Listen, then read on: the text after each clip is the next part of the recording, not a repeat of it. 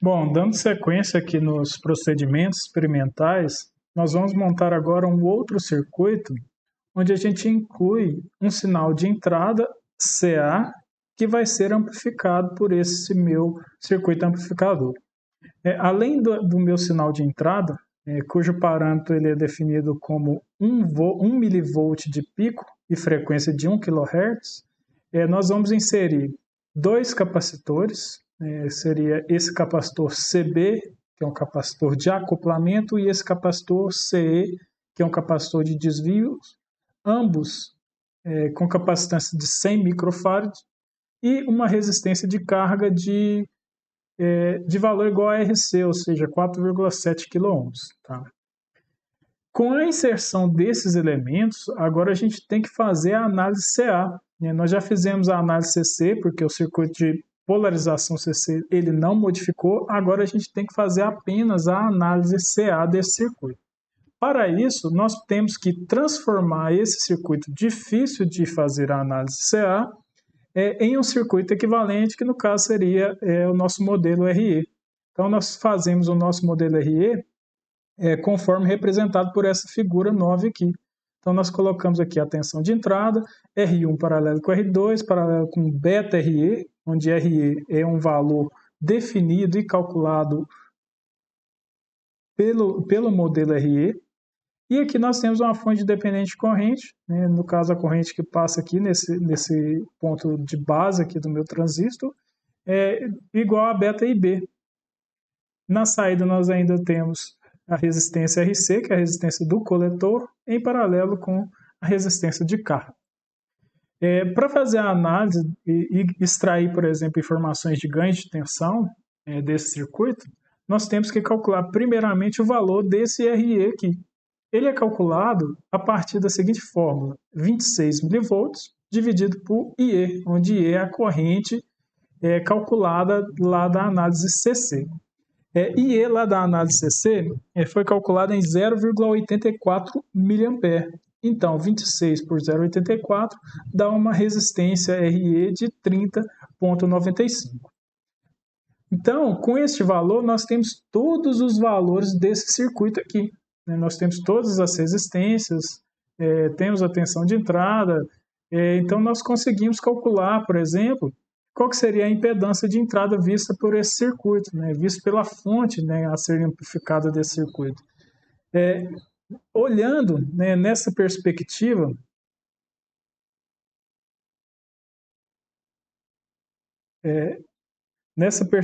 da fonte, o que ela estaria enxergando?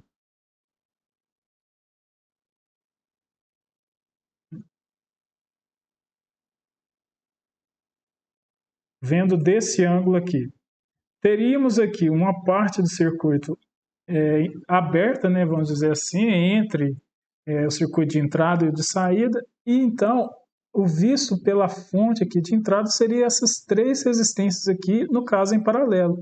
Então, ZI, que é a impedância de entrada desse circuito, é R1 paralelo com R2 paralelo com beta RE, onde beta é o próprio ganho do transistor, que no caso é 180 para esse nosso caso. RI a gente já calculou aqui, 30,95, e fazendo o cálculo desse paralelo, a gente chega numa impedância de entrada de 1538,77. Na saída, o que eu enxergo aqui na minha saída de impedância? Esses dois resistores aqui também em paralelo. Então, a minha impedância de saída é só RC paralelo com RL, que dá 2.350 ao atribuir os valores. O ganho de tensão, que seria, por exemplo, a tensão de saída sobre a minha tensão de entrada, a gente pode chegar aqui numa equação analisando esse circuito, mas que já foi deduzida anteriormente na disciplina teórica. Para esse circuito específico, o ganho de tensão ele é calculado por menos RC paralelo com RL, no caso seria o próprio Z0, dividido por RE. Então, independe do valor de beta. Fazendo o cálculo com os valores que a gente tem, a gente chega num ganho de tensão de menos 75,93. Ou seja, se aqui tem 1 milivolt de pico a pico, aqui na saída vai ter 75,93 milivolt de pico a pico. Lembrando que esse sinal negativo demonstra que na minha saída eu tenho um sinal com deslocamento de fase de 180 graus. Vamos montar esse circuito agora utilizando o multisim. Eu vou até aproveitar a mesma montagem anterior e montar aqui por cima. Eu vou colocar agora uma fonte CA, depois eu coloco os parâmetros dela. Em série com ele eu tenho um capacitor, eu vou colocar esse capacitor aqui. E eu tenho outro capacitor, que é um capacitor de desvio que eu coloco aqui em paralelo com o RE. Então eu já vou montando esse segundo capacitor. Eu gosto de aproximar para ficar mais fácil de aparecer essa ferramenta de linha. E agora eu vou terminando aqui estas ligações. E aqui de baixo também a gente tem que colocar no referencial de terra. Beleza. Agora, o que falta? Falta a minha resistência de carga. Então eu tenho uma outra resistência agora. Colocar ela aqui de fora. E essa minha resistência ela está conectada aqui no GND. E deste ponto aqui eu estou conectado aqui no coletor aqui do meu transistor. Esta fonte aqui eu chamei lá de Vin, então vou chamar aqui também de Vin. O valor dela de pico a pico, quer dizer, é 1 mV. E a frequência é 1 kHz, então a frequência já está pronta aqui para mim. Esse capacitor C1, na verdade eu chamei lá de CB, ele é de 100 micro, eu posso alterar o valor aqui, 100 micro, e esse valor aqui de CE, mudar o nome aqui também, ele é de 100 micro também. Beleza, agora a gente já tem a montagem pronta daquele circuito, com todos os parâmetros que a gente montou. Se a gente for simular isso daqui, é bom a gente colocar alguns probes de tensão para a gente verificar as formas de onda de entrada e de saída desse circuito. Então, eu vou colocar aqui a tensão de entrada e vou colocar também a tensão de saída, que é essa tensão aqui. Beleza. Além disso, eu vou colocar aqui alguns outros parâmetros, já que é uma grandeza periódica, eu vou colocar aqui, por exemplo, para aparecer tensão de pica-pico, tensão RMS e também do lado de cá. Beleza. Agora, nós vamos simular esse circuito para ver o que está acontecendo aqui.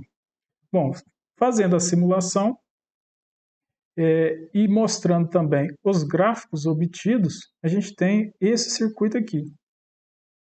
Eu vou pegar aqui no gráfico e colocar aqui esse voltage aqui. Notem que é difícil de visualizar essas formas de onda. A gente está vendo que está oscilando, mas elas estão muito distantes umas das outras. Por quê? Porque nesse circuito que foi montado aqui, eu não coloquei um capacitor de acoplamento aqui na saída. Esse capacitor de acoplamento, ele elimina a passagem de um componente DC da fonte para o meu sinal de saída. Então, esse meu componente com o capacitor de acoplamento, esse meu componente DC, ele fica responsável só por, de fato, polarizar o meu transistor. Ele não influencia na minha saída. Então, para isso, eu vou parar aqui e colocar aqui um outro capacitor, que seria um capacitor de acoplamento.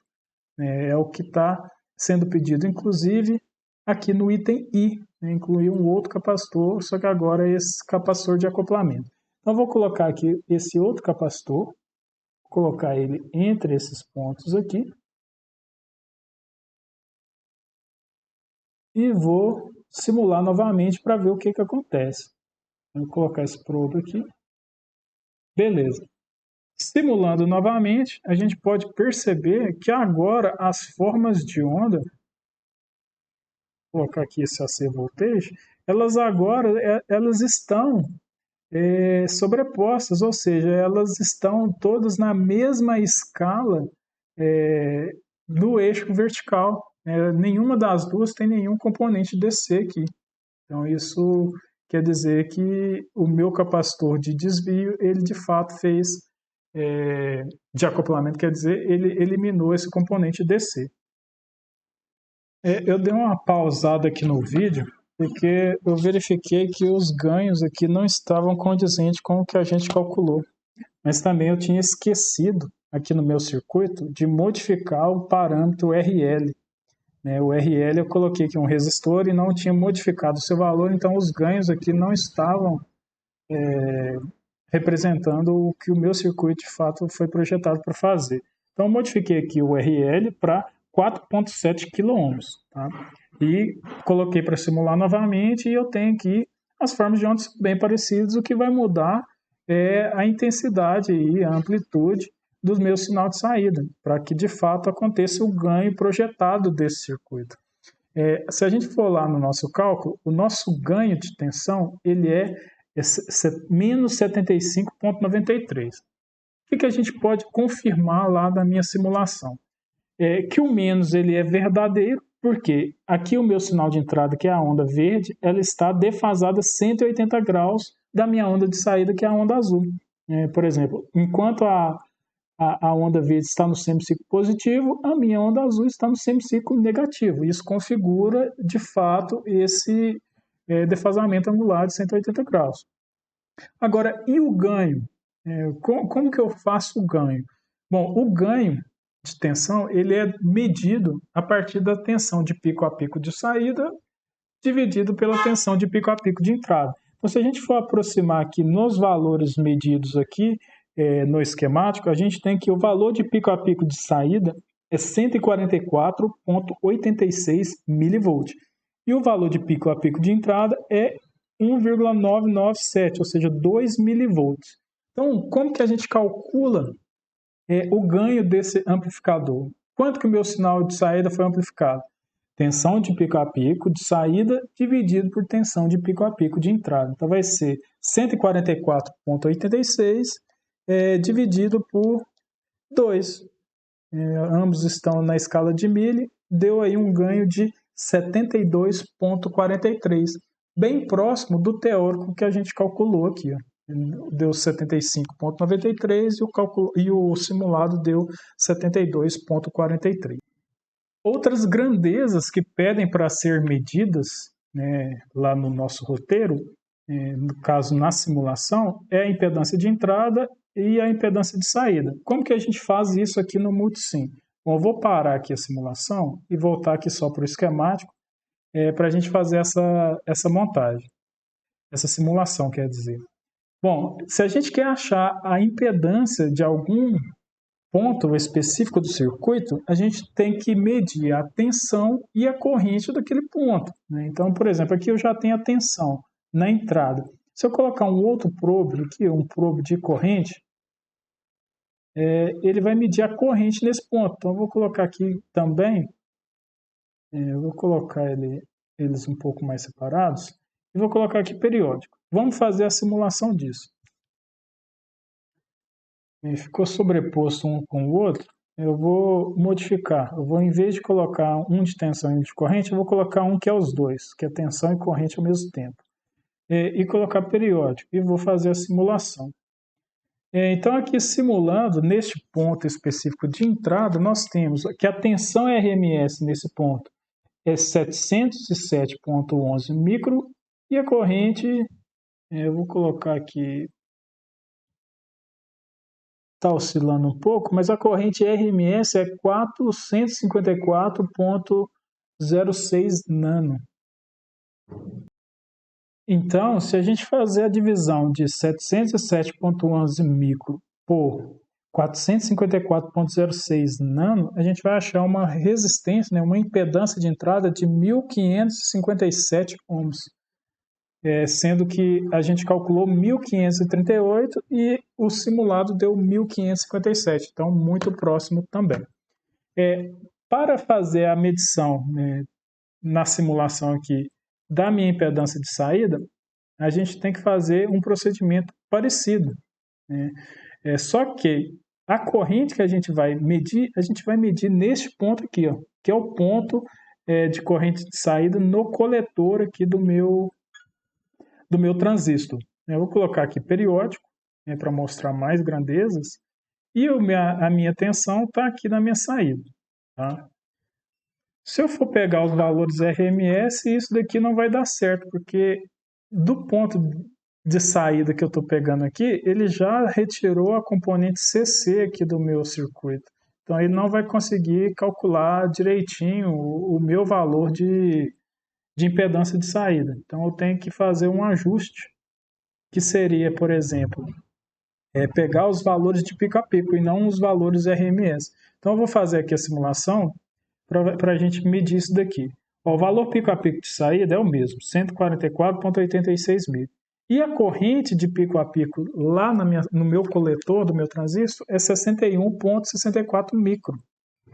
Fazendo então a divisão de VPP por IPP, que são as tensões e correntes de saída, a gente vai chegar num valor de 2.350 ohms, que é exatamente o valor calculado aqui para Z0, fazendo a análise do circuito do modelo RI. Bom, o roteiro ainda pede para fazer a montagem no Tinkercad desse circuito, né, englobando aí os capacitores e todos os outros elementos. E eu não vou fazer essa montagem aqui no vídeo, não. Se vocês tiverem dúvida, vocês podem entrar em contato. Vou deixar vocês praticarem um pouco os conceitos abordados nesta aula prática. Eu só vou fazer mostrar para vocês o que acontece se eu aumentar gradualmente a intensidade da tensão aplicada na entrada do circuito, que seria aí uma análise do funcionamento aí para outras condições desse circuito. Então eu vou lá voltar para o meu multisim e voltar para a minha visão de gráfico. Mas para isso eu vou inicialmente tirar essas tensões e correntes, que isso foi só para simular aí as impedâncias de entrada e saída. Então eu vou fazer a análise só das tensões mesmo. Vou voltar aqui só para os probos de tensão, colocar aqui periódico, para ter várias grandezas a serem mostradas aqui, e vou voltar aqui para a minha simulação. Beleza. Vou voltar para a minha simulação gráfica, e aqui está exatamente o mesmo gráfico. Beleza. O que acontece se eu vir aqui no meu circuito e aumentar ou diminuir essa minha tensão de entrada? Então, eu vou vir pegar aqui, vou aumentar um pouquinho. Aumentei para 1.05, mudou pouca coisa na forma de onda, né? Mas a gente consegue visualizar que aumentou um pouco, né? Amplificou um pouco mais, né?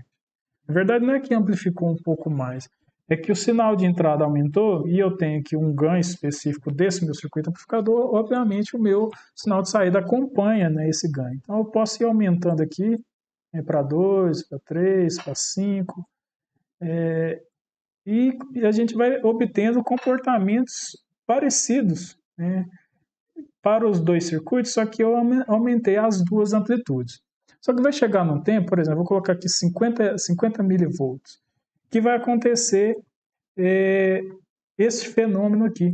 A minha saída ela já não acompanha mais o meu sinal de entrada. Isso porque o meu circuito ele tem pontos de saturação.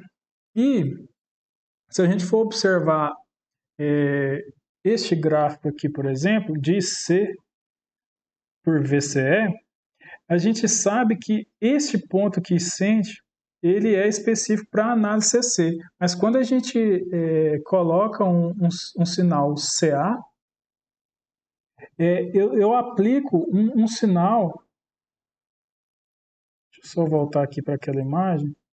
Quando eu coloco um sinal CA em vez de um sinal CC, esse ponto quiescente ele fica oscilando. Deixa eu só mudar a cor aqui para verde. Esse ponto quiescente, que é o ponto de operação do meu circuito amplificador, ele é específico para aquele ponto lá de análise CC. Quando eu aplico um sinal alternado aqui, esse ponto ele fica oscilando, ele vai para cima e vai para baixo, ele vai para cima e vai para baixo. Se eu aumento muito a minha entrada, esse ponto ele pode chegar aqui, ó, em regiões de saturação. nessas regiões de saturação, eu não consigo mais obter aquela amplificação que o meu circuito foi projetado para operar. Então, ele começa a ter deformação ali na minha forma de onda, que foi o que a gente obteve aqui. Ó. A gente aumentou tanto o meu sinal de entrada que chegou em pontos específicos desse meu sinal oscilatório que colocaram o meu transistor numa região de saturação. Sendo assim, isso foi colocado também no sinal de saída, que ele não conseguiu acompanhar de fato essa minha tensão de entrada, ele não conseguiu amplificar no seu mesmo formato. Então eu deixo para vocês aí fazer a montagem lá no Tinkercad, e, além disso, responder essas questões para discussão. Algumas dessas questões eu já respondi aqui ao longo dessa videoaula, mas qualquer dúvida que vocês tiverem aí nessas questões que eu apresentei aqui no final, só vocês entrarem em contato.